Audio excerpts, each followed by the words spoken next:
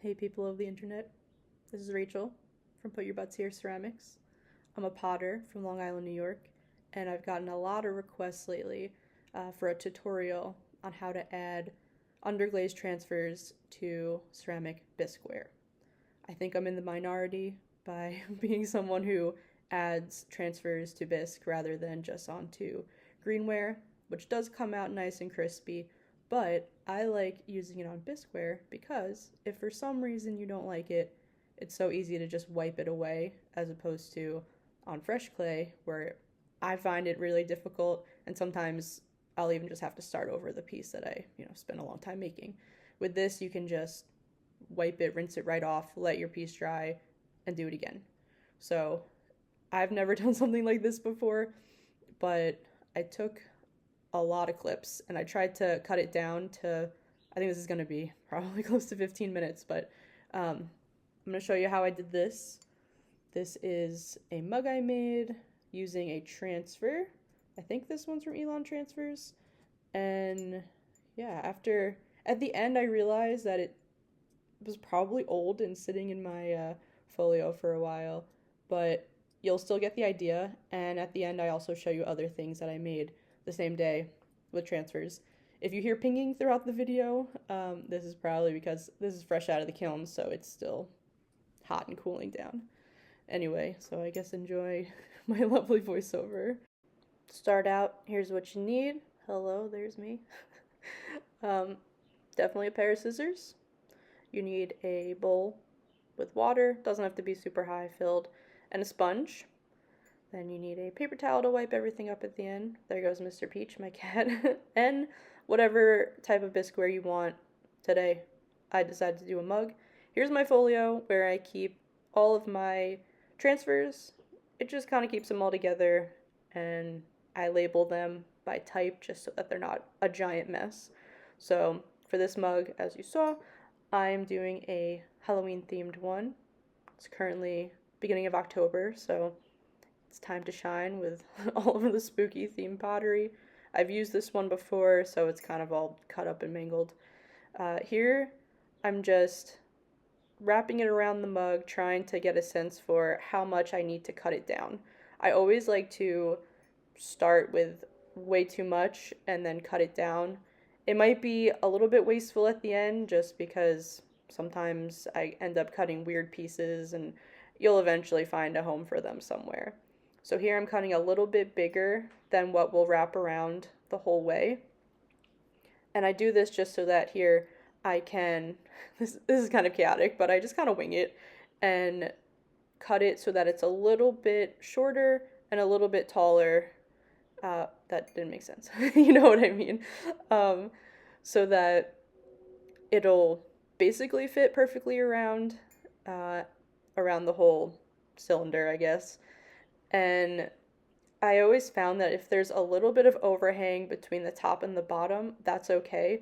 I think it makes it easier to, if you have a cut that's kind of uneven or a little crooked, it kind of evens it out if you have a little extra on the top and the bottom. Again, it's a little bit wasteful, but it's really not that much.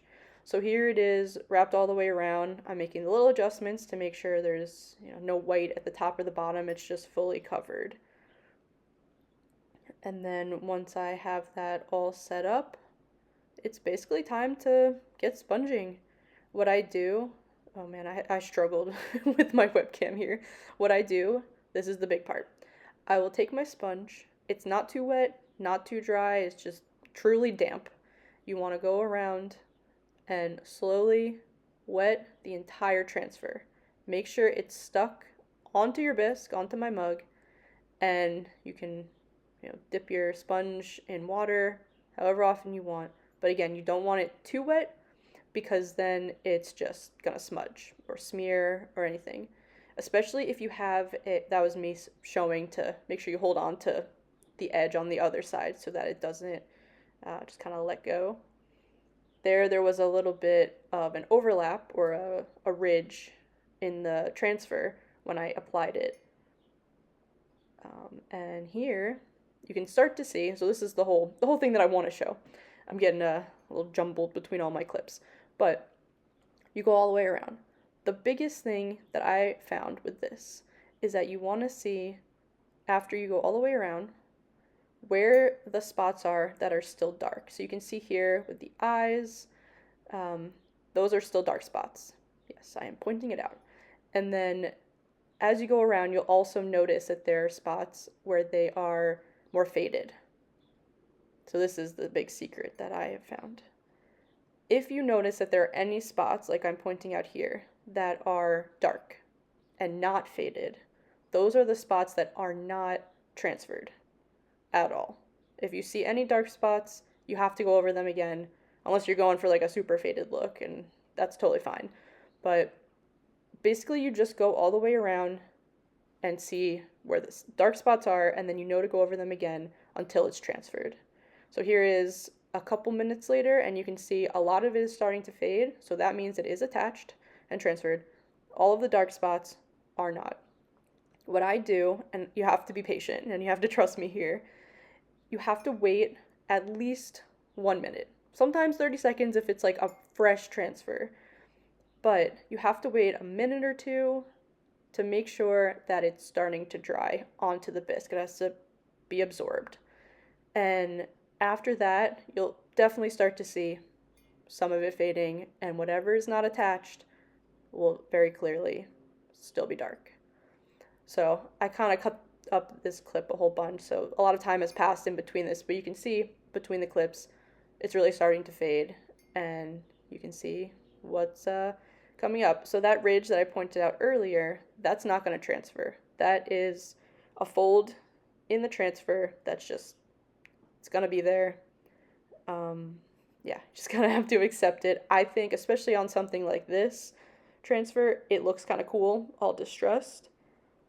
So it just, I don't know, depends on how perfect you want it to look. I think it looks cool. Now, here, at some point, you just have to accept not everything's going to transfer. I realized after I peeled this one that the transfer was actually kind of older than I thought, and it still wasn't perfect. I mean, you can see it's kind of chaotic in this this design, but it is definitely one where there's a lot of dark spots that like you might not be able to see perfectly. You can see here and a couple other places that it hasn't transferred. At some point you just gotta let it go and accept that no matter how many times, especially on an older transfer, it's just not gonna stick. So if that's something that bothers you, you can just peel it off, start over, start with a blank slate, wipe it completely, let it dry, and then add a new transfer if you want. But here, I was like, you know what, the distressed look totally works for it. I know someone's gonna buy it and it's gonna look cool, so I just left it how it was. There you can see that it's not there. But because it's a skull, I think it looks pretty cool. Like I said, this one didn't fully transfer all the way, but at the end I have other other things I made with transfer that looked a little bit cooler, I think. So here is the big satisfying reveal. As you start to peel it, you can see on the paper itself all the places where it didn't stick. All those dark spots you see, that's just where it wasn't transferred, and it's still stuck to the paper. So this came out a little more faded than I wanted it to look, but the good news is that after you peel it and you add whatever glaze you want over it, I personally do a clear glaze.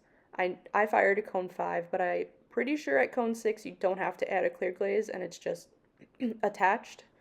So here's what it looks like after the peel. But I find that with the clear glaze that I use, it comes out much more vibrant and darker.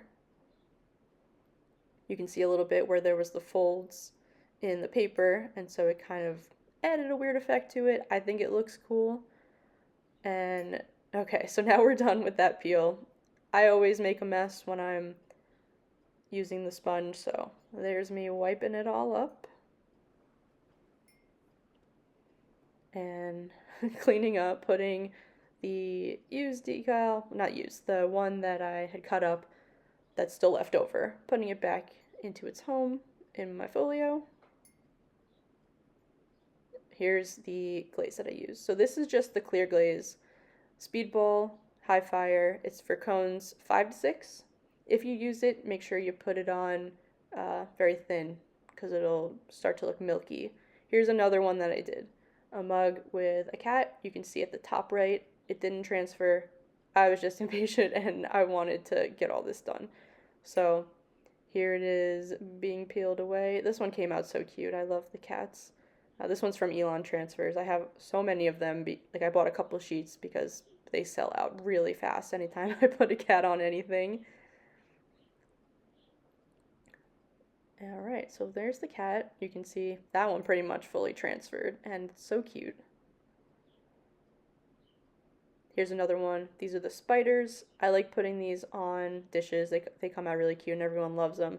But you can see there's some dark spots where it's not going to transfer. And I knew that, but again, this one looks kind of cool distressed. So I left that how it is. And last, I love these chameleons. These always sell really fast. I'm a reptile lover, so I always have to buy these. And for some reason, these chameleon ones, these are sandbow. They always go on so nice. Alright, so there's the chameleon. This one also pretty much transferred perfectly onto the bisque. So, drum roll, here's all the finished pieces that I wanted to show you guys. This is the mug with the skulls. I did the clear around the outside. The handle is Amico High Fire Black, and the inside, my new favorite glaze, is Speedball Midfire Blue Flame. I think it's so cool. And on the bottom, I did Mako, which one is it? Black on Gobe. This one's the cat. I don't know. I was just feeling silly with this one. I think it came out really cool. Cosmic Tea Dust over Black on Gobe, and then I did blue splatterware around the inside and the rest of the outside. And here's the chameleon with Black on Gobe on the bottom and more Cosmic Tea Dust around it. And this one I just went clear with High Fire Black on the bottom.